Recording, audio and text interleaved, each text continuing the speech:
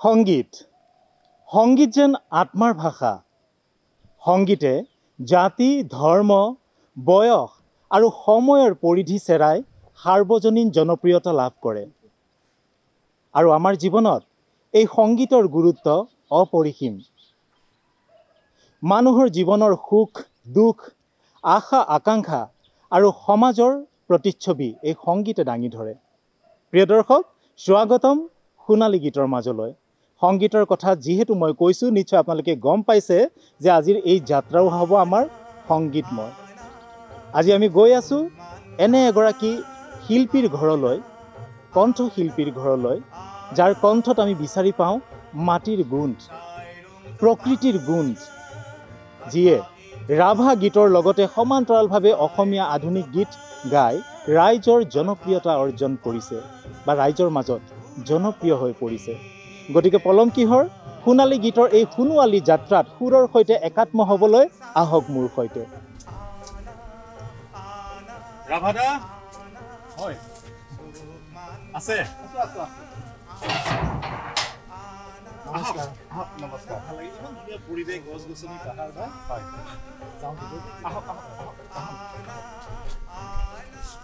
সংগীত হৈছে শ্ৰৱণযোগ্য কলা সদৃশ পৰিৱেশ। সুৰ আৰু ধ্বনিৰ সংমিশ্ৰণত এই সংগীতে আমাক অপাৰ আনন্দ দিয়ে। আজিও আমি উপস্থিত হৈছোঁহি তেনে এক সংগীতময় পৰিৱেশৰ মাজত। এগৰাকী ব্যক্তি যিয়ে সংগীত ভীষণ ভাল পায় শৈশৱৰ পৰাই, আৰু তেখেত হৈছে শ্ৰদ্ধা শ্ৰীযুত যদুৰাম ৰাভা ডাঙৰীয়া। ক্লাছ 8 হয়, অষ্টমমান শ্ৰেণীৰ পৰাই সংগীতৰ যাত্ৰা আৰম্ভ কৰিছে, আৰু সেই যি যাত্ৰা বৰ্তমানো অব্যাহত আছে সংগীতৰ মাজতে। এয়া আমাৰ সৈতে ৰাভা ডাঙৰীয়া। স্বাগতম জনাইছোঁ সোণালী সংগীতৰ মাজলৈ। নমস্কাৰ। জয়তে সমূহ গুৱাহাটী দূৰদৰ্শনী কেন্দ্ৰৰ বিষয়া কৰ্মচাৰীক মোৰ ঘৰলৈকে অহাৰ বাবে ধন্যবাদ জনাইছোঁ।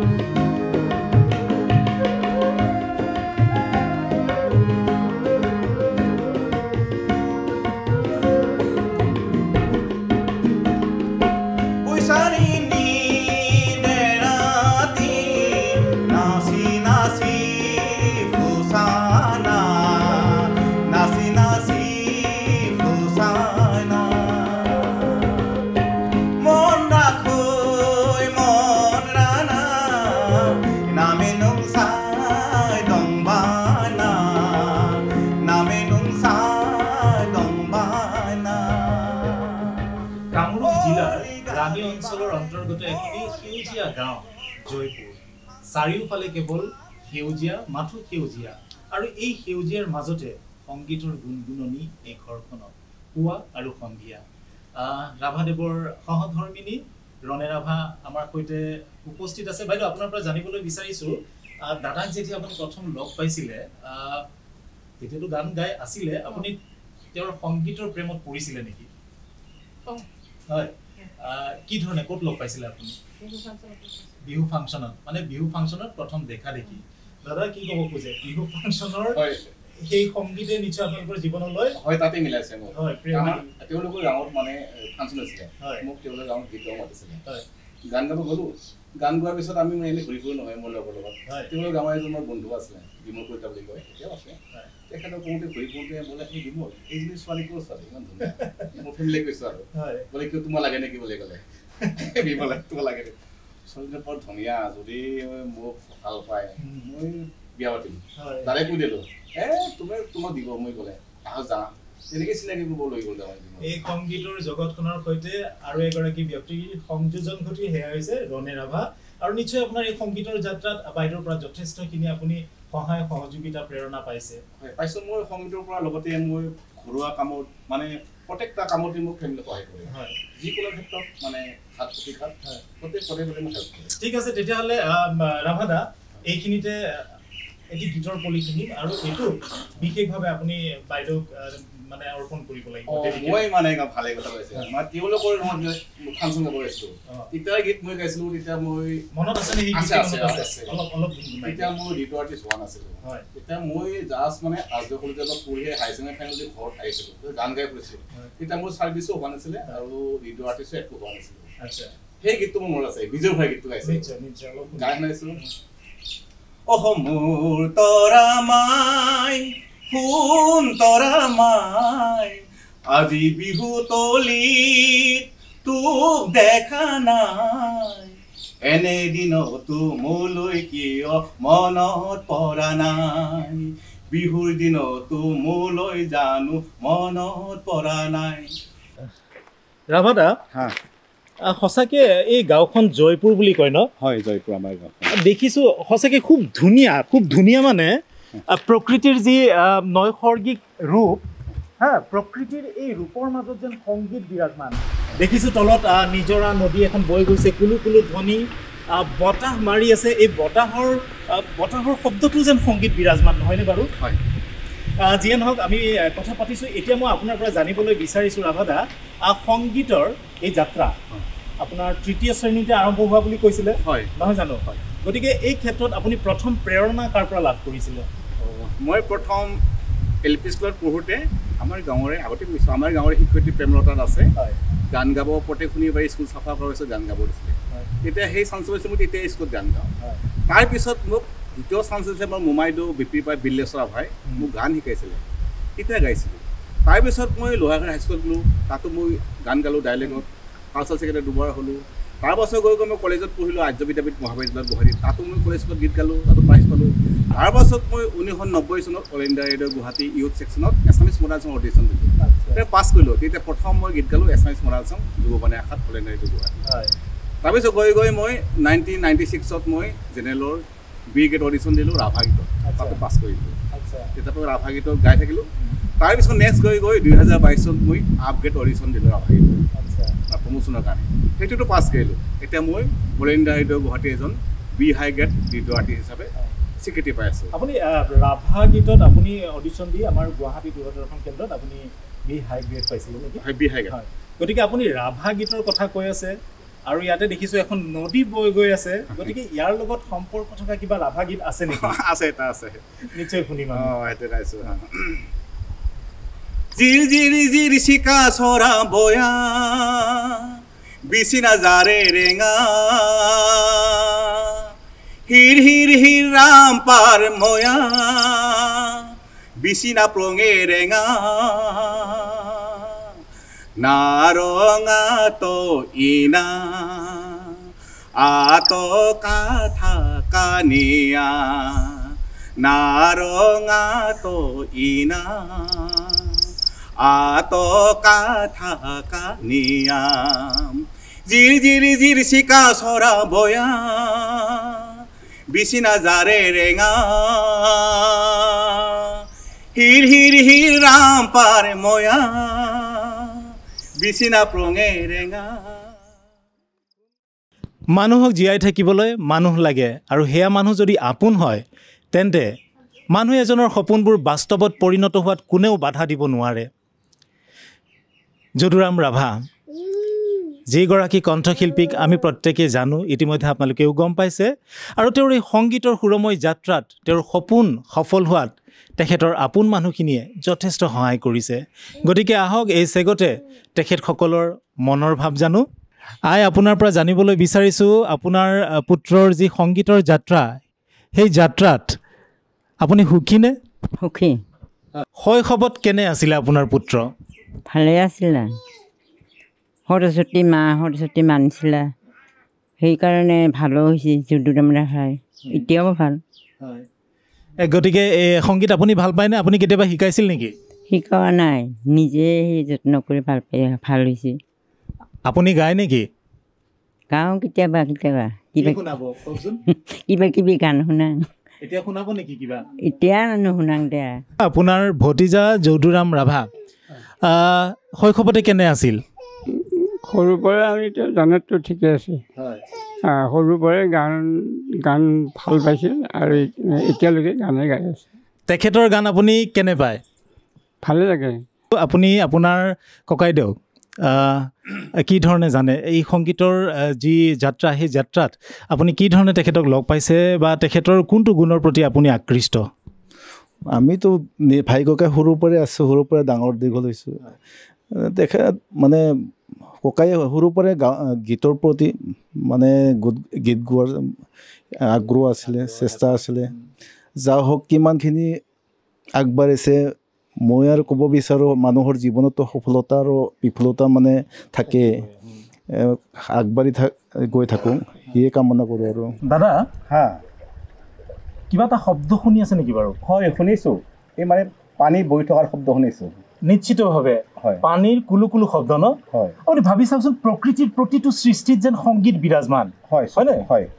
এই যে পানীৰ কুলু কুলু শব্দটো শুনি আছোঁ, তাতেও যেন সংগীত বাজি আছে, তেনেকুৱা অনুভৱ হৈছে নাই? হৈছে। এই শব্দ এটা চাউণ্ড, হয়, কুলু কুলু চাউণ্ড মাৰিছে, তবলা পাৰ্কাছনৰ চাউণ্ড এটা ওলাই আছে, মিউজিক বাজি আছে, এটা মিউজিক। হয়, এয়াই হৈছে ঈশ্বৰৰ সৃষ্টি ন? আৰু ঈশ্বৰে প্ৰকৃতিৰ চাব প্ৰতিটো বস্তুতে সংগীত দিছে, হয় নহয়? আৰু এইবোৰ বস্তুৱে আমাৰ মনক সান্তনা দিয়ে, শান্তি দিয়ে, খুব শান্তি দিয়ে। হয় দাদা, আমি উভতি গৈছোঁ পুনৰ আমাৰ আলোচনাৰ মাজলৈ, কথা বতৰাৰ মাজলৈ। আমি কথা পাতিছিলোঁ আপোনাৰ ৰেডিঅ'ৰ অনাতাঁৰ কেন্দ্ৰৰ আপুনি গ্ৰেডৰ শিল্পী হ'ল, গুৱাহাটী দূৰদৰ্শনৰ হ'ল। এই গুৱাহাটী দূৰদৰ্শনৰ যিটো যাত্ৰা, হা, সেই যাত্ৰাটোৰ বিষয়ে আপুনি ক'ব নেকি? আপুনি কিমান চনত গুৱাহাটী দূৰদৰ্শনলৈ গৈছিল, গৈ আপুনি প্ৰথমতে কি গীত গাইছিল, অলপ কওকচোন শুনো। হয়, কম। মই প্ৰথমতে গুৱাহাটী দূৰদৰ্শন কেন্দ্ৰ গৈছিলোঁ 1990 চনত। হয়, তেতিয়া মই ৰেডিঅ'ৰ ইউথ ছেকশ্যনত যুৱপন্থী শাখাৰ এছামিজ মডাৰ্ণ চং গীত গাইছিলোঁ। সেয়ে মই তেতিয়া দূৰদৰ্শন কেন্দ্ৰটো মোক তেওঁলোকে প্ৰগ্ৰেম দিলে যুৱদৰ্শন অনুষ্ঠানত, এছামিজ মডাৰ্ণ চং প্ৰগ্ৰেম। গতিকে প্ৰথম মই দূৰদৰ্শন কেন্দ্ৰ গীত গালোঁ এছামিজ মডাৰ্ণ চং 1990 চনত, ফাৰ্ষ্ট ৰেকৰ্ডিং কৰিছিলোঁ। হয়, তাৰপিছৰ পৰা আজিলৈকে মই দূৰদৰ্শন কেন্দ্ৰত গীত গাই আছোঁ। অসমীয়া আধুনিক গীত, ৰাভা সংগীত। হয়, ৰাভা গীত গাই আছোঁ। কুলু কুলু ধ্বনি শুনিছোঁ, বতাহৰ শব্দ শুনি আছোঁ, জিলি পোক পৰুৱাৰ শব্দও শুনি আছোঁ এই নৈসৰ্গিক প্ৰকৃতিৰ মাজত। গতিকে কিবা অলপ গুণগুণাব নেকি? মই এটা মডাৰ্ণ চং গাম। হয়। চিৰ চেনেহী আই অসমী, তোৰে মান শুৱনি নাই, জীৱনে মৰণে হয়নে সপোনে, আই তোক থাকিম ধিয়াই, আই তোক থাকিম ধিয়া। সুন্দৰ। যি নহওক, বিভিন্ন ব্যস্ততা আহিব, কিন্তু তাৰ মাজত সংগীতৰ এই যাত্ৰা আপুনি চলাই নিব লাগিব গোটেই জীৱন অবিৰতভাৱে, কাৰণ সংগীতে হৈছে আপোনাৰ জীৱন। হয়, মই চলাই নিম, কাৰণ মোৰ সৰুতে দুটা হবি আছিলে।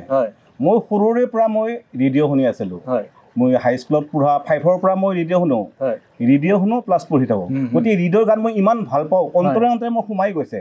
সেয়ে মই মনতে হবি কৰিছোঁ, ডাঙৰ হ'লে ময়ো এদিন ৰেডিঅ' আৰ্টিষ্ট হ'ম। নিশ্চয়। সেই সংকল্পৰ মই সংগীত সাধনা কৰিলোঁ, এতিয়া মই ৰেডিঅ' আৰ্টিষ্ট হৈ গ'লোঁ। আৰু মোৰ সৰুৰ পৰা এটা হবি আছিলে, মানুহে জীৱন নিৰ্বাহ কৰিবৰ কাৰণে কিবাটো ইনকাম কৰিব লাগিব। সেইকাৰণে ময়ো সৰুৰ পৰা এটা হবি আছিলে, মই ডাঙৰ হ'লে যিকোনো এটা গভৰ্ণমেণ্ট চাৰ্ভিচ চাকৰি ল'ম। সেই হিচাপে মই গভৰ্ণমেণ্ট চাকৰিও পাইছোঁ, জলসিঞ্চন বিভাগত 3rd গ্ৰেডৰ পষ্টত মই ছাৰ্ভিচ কৰোঁ। খুব সুন্দৰ দাদা। একেলগে মোৰ ইপিনে 1918ত মই জলসিঞ্চন বিভাগত চাকৰি জইন কৰিলোঁ, আৰু একেলগে মই অল ইণ্ডিয়া ৰেডিঅ' গুৱাহাটীতো 1918ত এছামিজ মডাৰ্ণ চং ইউথ ছেকশ্যনৰ অডিশ্যন দি পাছ কৰিলোঁ। একেলগে দুটা কাম মোৰ, আৰু দুটা কাম মই একেলগে চলাই নি আছোঁ।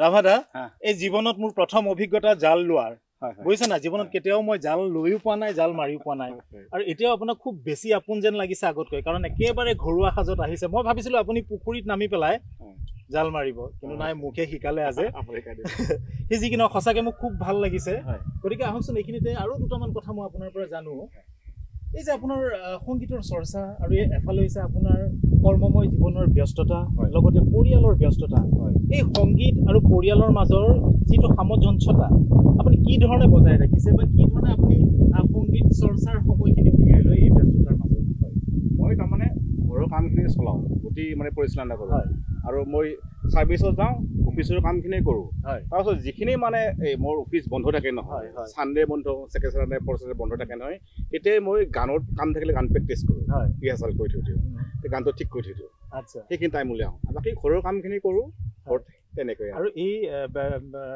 ঘৰৰ আপোনাৰ ছোৱালী আছে আপোনাৰ নাতি আছে বোৱাৰী আছে তেওঁলোকৰো সংগীতৰ প্ৰতি ৰাপ আছে নেকি মোৰতো বয়টো সেইটো আগতে ডেকাতে ঘৰত থাকোঁতে গান গাইছিলে সেইটো ককাইকে কৈছে তাৰপাছত মোৰতো এতিয়া মই এই নাতিটোৰ গীত গাই হীৰক জ্যোতি ৰাভা ইয়াকো মই গান শিকাইছোঁ এইবাৰ আমাৰ গাঁৱৰ ফাংচনত গীত গাইছিলে ৰঙালী বিহু উৎসৱত আমাৰ জয়পুৰত তাৰপাছত ছোৱালীজনীতো মই তাইকো গান শিকাইছোঁ তাইকতো মই ৰিডিঅ' এপ্ৰুভ কৰি দিলোঁ তাইও ফাংচনত গান মানে গোৱাইছোঁ মানে শাস্ত্ৰীয় সংগীতৰ দীক্ষা লৈ আছে শাস্ত্ৰীয় সংগীত ছোৱালীজনীক মানে দিয়া নহ'ল মানে তাই ছোৱালী মানুহটো অকলে যাব অসুবিধা সেইকাৰণে প্ৰব্লেমৰ কাৰণে তাই দিয়া নহ'ল কিন্তু মই জানো মইতো ক্লাছিকেল মিউজিক মই শিকিছিলোঁ মই মিৰ্জা সংগীত বিদ্যালয়ত পঢ়িছিলোঁ গোটেই ক্লাছিকেল যিখিনি মানে নৰ্মেলি ভইচটোৰ কাৰণে লাগে চাৰে গাঁও পাতা নিচা এইখিনি মই ছোৱালীজনী শিকাই দিছোঁ বাছ ঘৰতে যিহেতু আপুনি আছে গতিকে আৰু মই নাভাবোঁ যে বাহিৰত যে গৈ পেলাই লোৱাৰ প্ৰয়োজন আছে সেইটোতো মই সেইকাৰণে অনুভৱ নকৰিলে মই দিয়া নহ'ল যিখিনি ভইচটোৰ টিউনিং ভইচটোৰ মানে গীতৰ টিউনিং মিলাবৰ কাৰণে যিখিনি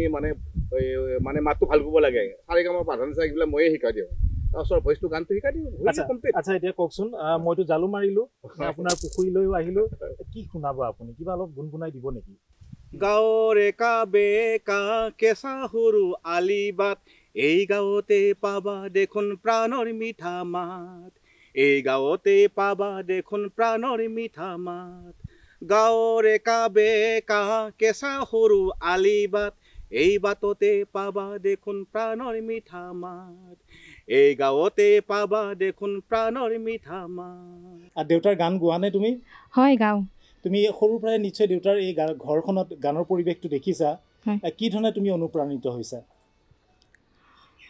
তোমাৰ কেনেকুৱা লাগে সংগীত ভালে লাগে দেউতাক লৈ কি ক'বা তুমি দেউতাক লৈ আগবাঢ়ি যাওক আৰু সেয়ে নিশ্চয় আমিও আশা ৰাখিছোঁ আৰু আমিও ঈশ্বৰৰ ওচৰত প্ৰাৰ্থনা জনাইছোঁ ৰাভাদেৱৰ এই সংগীতৰ যাত্ৰা অবিৰতভাৱে বৈ যাওক আগবাঢ়ি যাওক উন্নতিৰ পথত আৰু ৰাইজে জনা হওক আৰু নতুন নতুন সৃষ্টি নতুন নতুন গীত আমাক দি থৈ যাওক সেয়ে কামনা কৰিছোঁ